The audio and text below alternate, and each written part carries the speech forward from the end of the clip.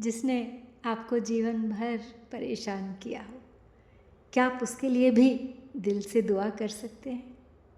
आसान नहीं है, पर मधुशाला आज यही सिखा रही है। जिसने मुझको प्यासा रखा, बनी रहे वह भी हाला।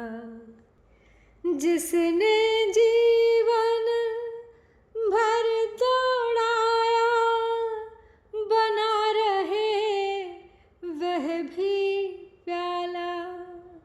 मत वालों की जिह्वा से है कभी निकलते शाप नहीं।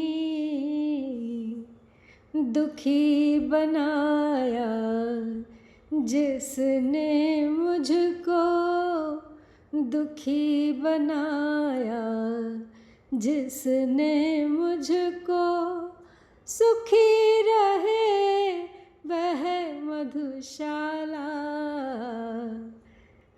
अब आज यहाँ पे बच्चन साहब एक बहुत बड़ा बदलाव दिखा रहे हैं। अब वो शिकायत नहीं कर रहे, बल्कि जीवन को जैसा है वैसा स्वीकार कर रहे हैं। जिसने मुझको प्यासा रखा, बनी रहे वह भी हाला। ये कहकर अब वो ये नहीं पूछ रहे कि मुझे क्यों नहीं मिला।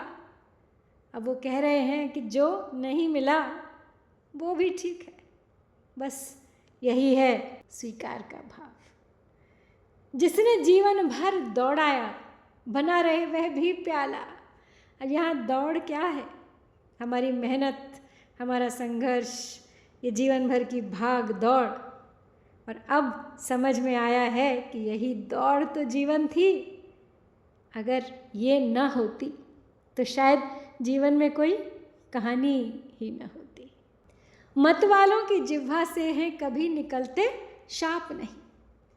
मतलब जो सच में जीवन को समझ गया है वो किसी को दोष नहीं देता, वो शिकायत नहीं करता, क्योंकि उसे समझ आ जाता है कि हर अनुभव, चाहे अच्छा हो या बुरा, कुछ न कुछ सिखाने ही आता है। दुखी बनाया जिसने मुझको, सुखी रहे वह मधुशाला। ये सिर्फ माफ़ करना नहीं है, ये तो उससे भी कहीं बड़ा है। दिल से दुआ देना, यही है असली परिपक्वता। तो हमें सीखना होगा यहाँ पर कि हर चीज़ हमारे हिसाब से नहीं होगी, हर इच्छा पूरी नहीं होगी, हर अनुभव सुखद नहीं होगा। लेकिन अगर हम फिर भी शांत बने रहे, शांत रह सके और दूसरों के लिए अच्छा सोच सके, तो समझिए कि हमने जीवन को सचमुच समझ लिया, उसका सत्य जान लिया। जीवन की असली जीत तब नहीं होती जब सब कुछ मिल जाए, बल्कि तब होती है जब न मिलने पर भी मन शांत रहे और दुख में भी दिल से दुआ ही निकले। शायद जीवन हमें प्यासा इसलिए रखता है ताकि हम समझ सकें कि खुशी सिर्फ पाने में नहीं, बल्कि स्वीकारने में है। और जब ये समझ आ जाती है तो सब शिकायतें ख़त्म हो जाती हैं और दिल से सिर्फ दुआ निकलती है। दुखी बनाया जिसने मुझको, सुखी रहे वह मधुशाला।